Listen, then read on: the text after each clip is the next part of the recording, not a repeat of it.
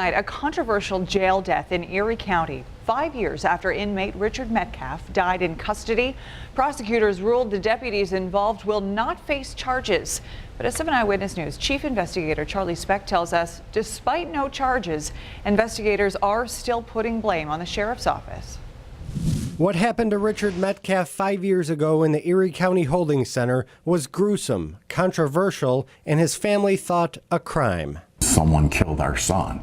But Cattaraugus County DA Lori Riemann, brought in to investigate the Metcalf case because of a conflict of interest at the Erie County DA, says there is insufficient proof to charge anyone involved, even though she called the death horrible and completely preventable. The family is certainly disappointed that these individuals will not be held accountable criminally.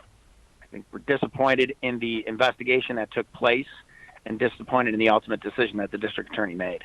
Metcalf had never been diagnosed with a mental illness before that cold November night when he left his apartment, walked through the snow barefoot before breaking into a nearby business. Police used a taser on him twice, took him here to the Depew police station before transferring him to the Erie County Holding Center, where his life would come to an end under mysterious circumstances.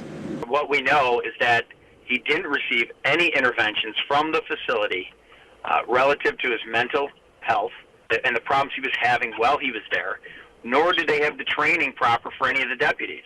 This video shows first responders taking an unconscious Metcalf out of the holding center on November 28, 2012. State investigators found deputies had tied a spit mask like this around Metcalf's neck and put a pillowcase over his head, and prevented EMTs from properly evaluating Metcalf when they arrived. In her ruling, Riemann says, "I hope what happened to Mr. Metcalf will prompt serious changes at the holding center."